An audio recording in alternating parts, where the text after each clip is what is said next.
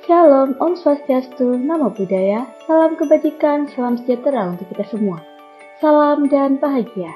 Berikut adalah video pemaparan hasil analisis implementasi pembelajaran berdiferensiasi modul 2.1 pembelajaran untuk memenuhi kebutuhan belajar murid. Berikut adalah anggota kelompok kami, yaitu Poppy Rizky Paramita, Ani Fadilah, dan Indra Perdana Saputra. Pada kasus 1, disajikan kasus implementasi pembelajaran berdiferensiasi yang dilakukan oleh Pak Dermawan. Pak Dermawan adalah guru sekolah dasar. Ia akan mengajar minggu depan tentang sistem organ tubuh manusia, yaitu organ pencernaan. Saat merencanakan pembelajaran, Pak Dermawan mempersiapkan beberapa sumber belajar yang menurutnya akan membantu murid-muridnya belajar sesuai dengan kebutuhannya. Sumber belajar yang ia siapkan yaitu 1. Sebuah poster diagram yang menunjukkan bagian-bagian organ pencernaan yang dipinjam dari perpustakaan. 2. Berbagai bacaan yang memuat pembahasan tentang bagaimana organ pencernaan bekerja dari beberapa sumber. Ada yang berupa buku bacaan dengan tingkat kesulitan berbeda, lalu artikel yang diambil dari majalah anak, dan komik sains milik salah satu muridnya. Di kelas, Pak Dermawan tidak memiliki komputer, tetapi Pak Dermawan tetap mencoba mengunduh lewat HP-nya sebuah video singkat yang menjelaskan tentang bagaimana organ pencernaan bekerja. Video ini kemudian ia tonton sebelumnya, dan kemudian ia simpan di handphone tersebut. Rencananya, ia akan menunjukkan video itu melalui handphone jika ada murid yang masih membutuhkan bantuan lebih. Pak Dermawan juga membuat kartu-kartu pertanyaan yang dapat digunakan untuk membantu murid mengkonstruksi sendiri pemahaman mereka tentang cara kerja sistem organ pencernaan. Kemudian, Pak Dermawan mempersiapkan daftar kegiatan lengkap dengan instruksinya. Misalkan membaca buku, mengamati poster diagram, mewawancarai petugas UKS, atau menjawab kartu-kartu pertanyaan. Aktivitas-aktivitas tersebut walaupun berbeda, namun semua bertujuan agar murid memahami cara kerja sistem pencernaan. Pak Dermawan pun siap mengajar. Di awal pembelajaran, Pak Dermawan memberikan penjelasan kepada semua murid yang ada di kelas tentang tujuan pembelajaran dan konsep kunci yang ia ingin anak kuasai. Lewat proses tanya jawab dan contoh-contoh, ia juga memastikan bahwa muridnya memahami apa yang dimaksud dengan sistem. Setelah itu, ia meminta muridnya untuk bekerja dalam kelompok. Untuk penugasan kali ini, Pak Dermawan telah mengelompokkan murid berdasarkan tingkat kemampuan membaca. Hal ini dilakukan karena tugas pertama yang harus dilakukan oleh setiap kelompok adalah membaca materi bacaan terlebih dahulu.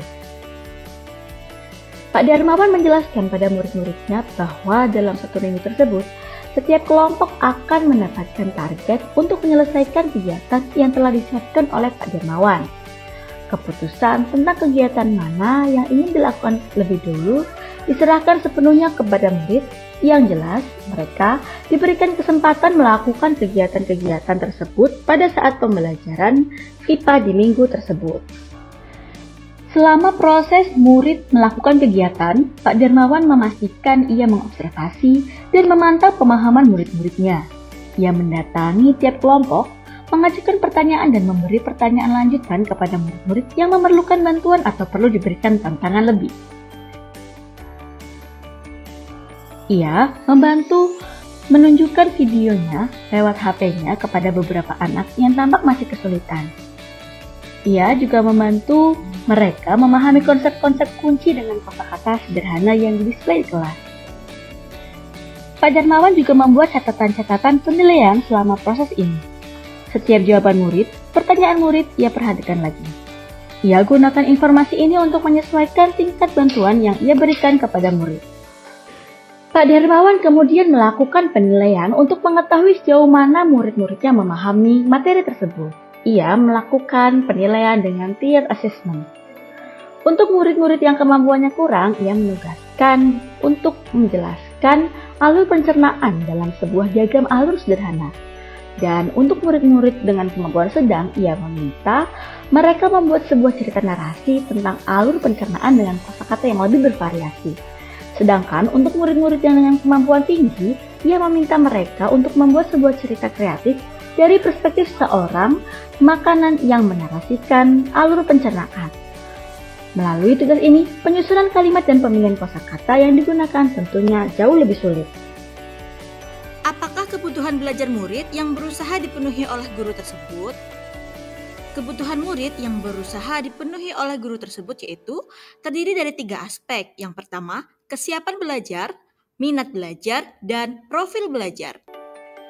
Pengertian dari kesiapan belajar di sini adalah sejauh mana kemampuan pengetahuan dan keterampilan peserta didik dalam mencapai tujuan pembelajaran.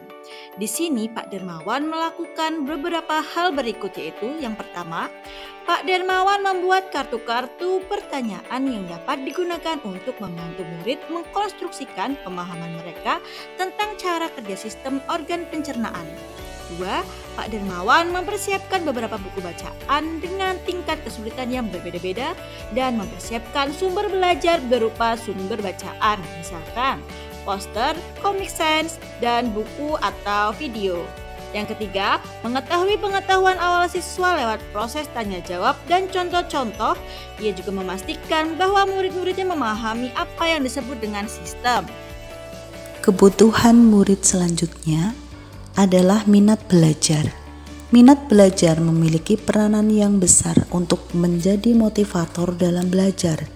Guru dapat menanyakan kepada para peserta didik apa yang mereka minati, yang mereka sukai atau hobi atau pelajaran yang disukai.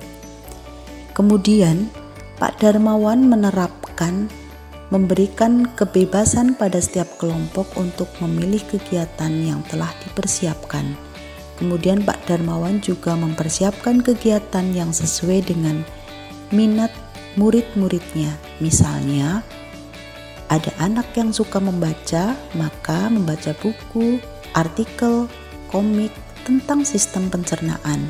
Kemudian yang memiliki minat dalam hal berinteraksi bisa mewawancarai petugas UKS. Selanjutnya, kebutuhan murid yang kedua adalah profil belajar. Profil belajar peserta didik mengacu pada pendekatan atau bagaimana cara yang paling disenangi peserta didik agar mereka dapat memahami pelajaran dengan baik. Ada yang senang belajar dalam kelompok besar, ada yang senang berpasangan atau kelompok kecil, atau ada juga yang senang belajar sendiri. Kemudian, kebutuhan murid selanjutnya adalah profil belajar.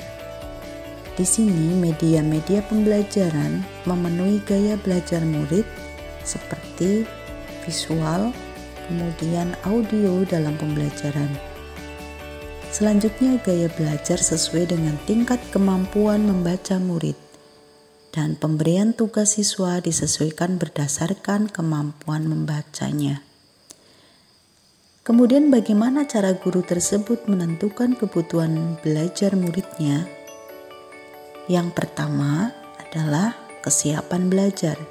Di awal pembelajaran, Pak Darmawan melakukan dengan cara melihat tujuan pembelajaran dan konsep kunci yang ia ingin anak-anak kuasai.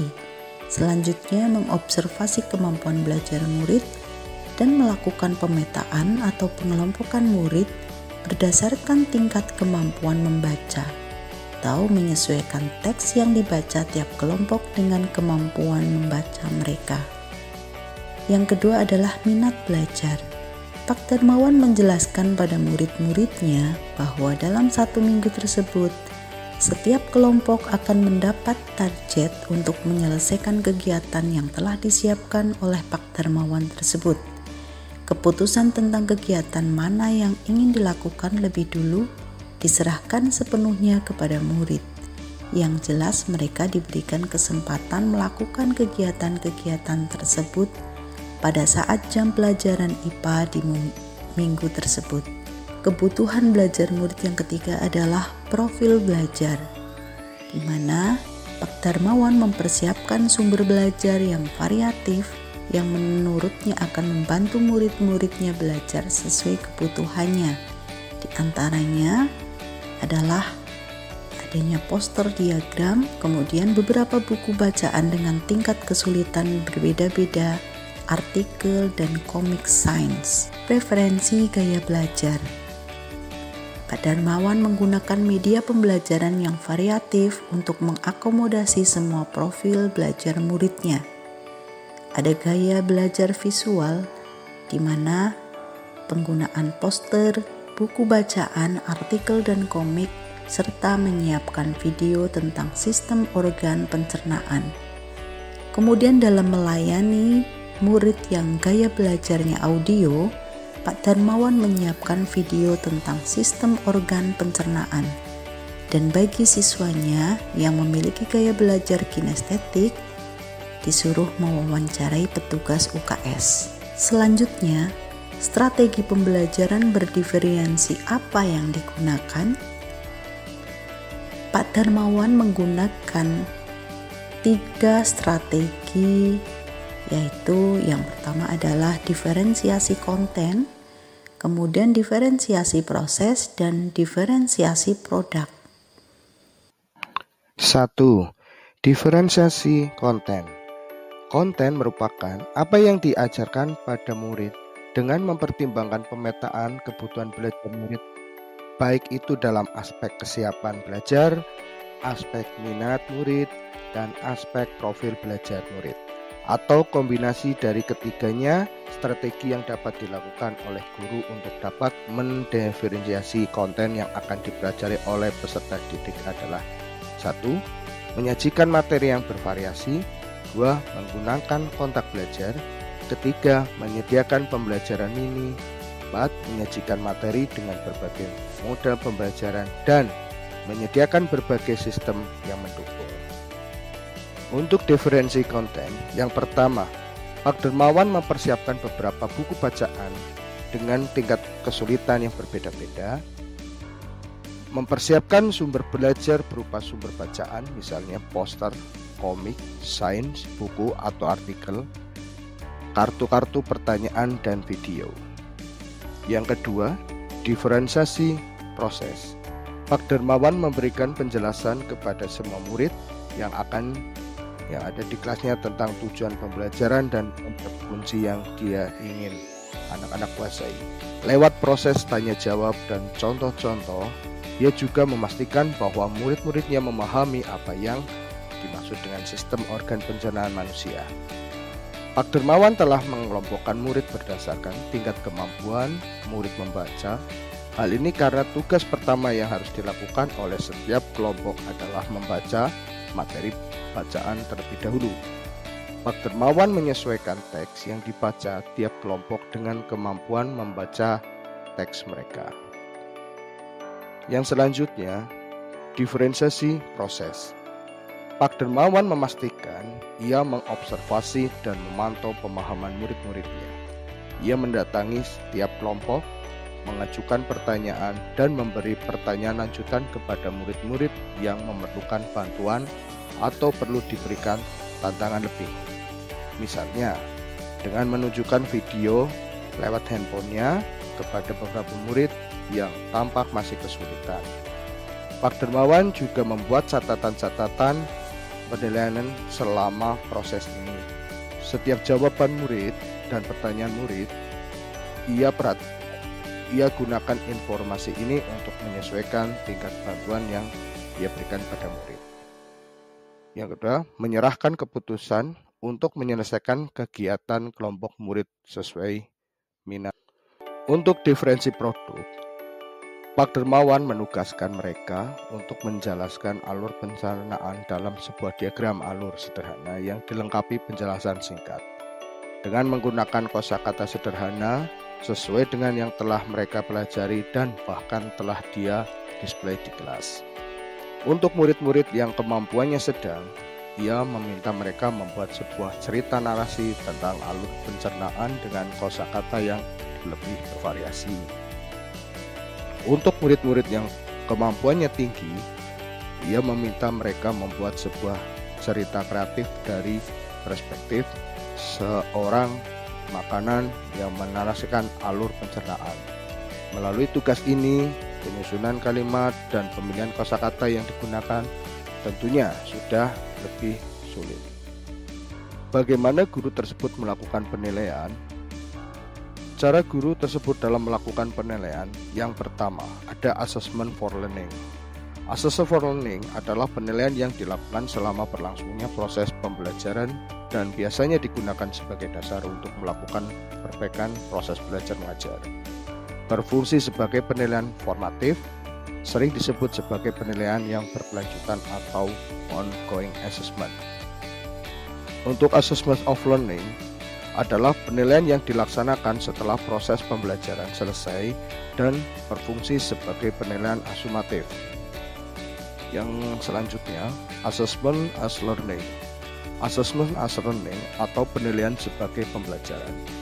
Peserta didik diberi pengalaman untuk belajar menjadi penilai bagi diri sendiri, penilai diri, dan antar teman merupakan contoh assessment as learning. Untuk kesimpulan yang pertama, Pak Dermawan sudah menerapkan pembelajaran berdiferensiasi. Yang kedua, pembelajaran berdiferensiasi yang diterapkan adalah konten, proses, dan produk. Yang ketiga, penilaian yang dilakukan assessment for learning, assessment of learning, assessment, dan as learning. Yang keempat, Pak Dermawan sudah menyiapkan perencanaan pelaksanaan dan penilaian pembelajaran diferensiasi dengan cukup matang. Dan terima kasih.